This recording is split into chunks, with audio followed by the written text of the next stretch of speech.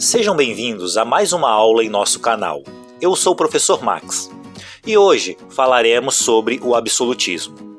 Então, fique conosco para mais uma videoaula sobre história, a nossa história. O absolutismo foi uma forma de governo onde o poder estava concentrado na figura da autoridade real, ou seja, o rei.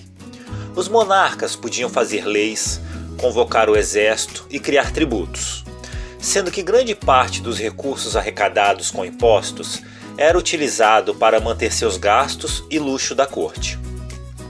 O absolutismo se deu entre os séculos XV e XVIII, e isso ocorreu no contexto da crise do feudalismo, onde nobres, burgueses e camponeses, por motivações diferentes, foram se aproximando e buscando o apoio e a proteção dos reis. Para a burguesia, o feudalismo impunha muitas dificuldades ao comércio, devido à descentralização política. Um exemplo disso é que não existia uma única moeda, ou seja, naquele período circulavam várias moedas de diferentes feudos, e isso acabava dificultando a vida dos comerciantes. Outro problema era o fato de não existir um sistema unificado de pesos e medidas.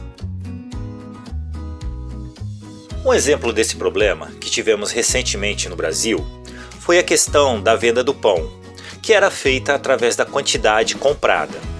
No entanto, haviam queixas da população, pois em algumas padarias os pães eram grandes e em outras o pão era menor. E mesmo assim, o valor cobrado era o mesmo.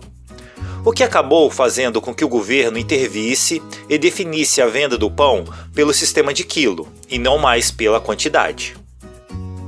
Voltando ao sistema absolutista de governo, com o poder centrado em suas mãos, os monarcas passaram a favorecer os burgueses, por meio de medidas que beneficiavam seus negócios e de leis que protegiam as atividades comerciais.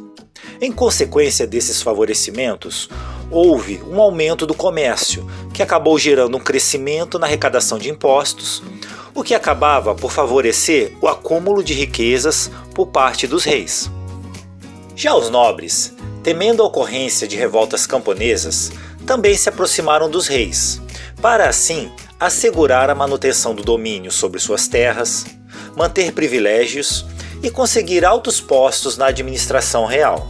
Por outro lado, os camponeses começaram a ver os reis como sendo capazes de protegê-los dos abusos da nobreza, e dessa forma passaram a apoiar os monarcas.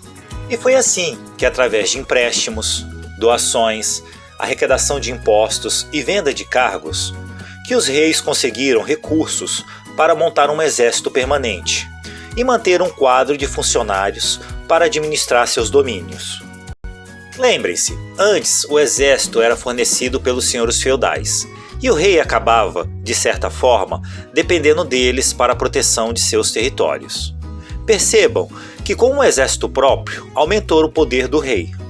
No entanto, isso não significa que o monarca governava sozinho ou que podia exercer sua vontade de forma ilimitada. Seu poder era limitado pelos costumes, pelos direitos do povo e pela tradição. Lembram dos nobres que conseguiram altos postos na administração real?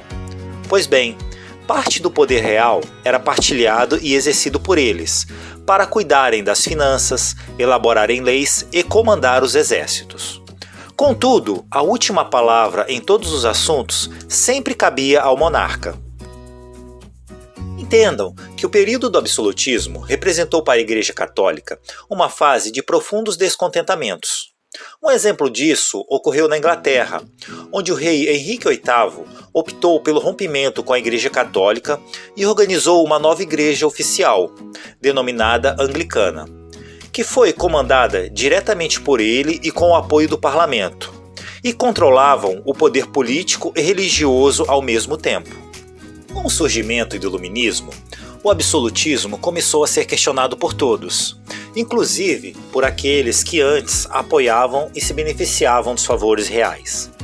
Também conhecido como Século das Luzes, foi um movimento intelectual e filosófico que dominou o mundo das ideias durante o século XVIII.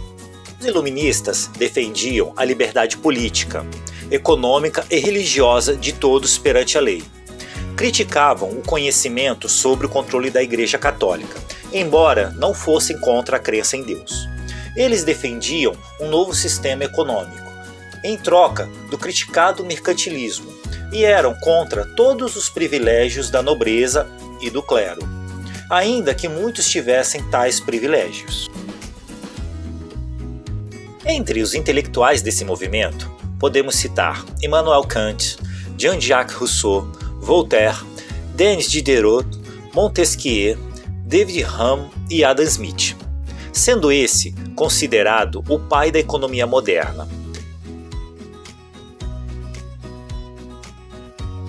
As ideias iluministas trouxeram grandes mudanças no regime absolutista, sendo a Revolução Francesa uma das mais importantes de todas. A Revolução Francesa foi um período de intensa agitação política e social na França, que teve um impacto duradouro na história do país, e mais amplamente em todo o continente europeu, pois o reinado de Luís XVI representava fielmente o regime absolutista, que era exatamente o que o ideário iluminista era contra. E não conseguindo se adaptar às novas ideias políticas e sociais vigentes nesse período, acabou tomando uma série de decisões que o levaram a ser deposto e guilhotinado. E dessa forma, a Revolução Francesa marcou o fim do período absolutista e inaugurou a Idade Contemporânea.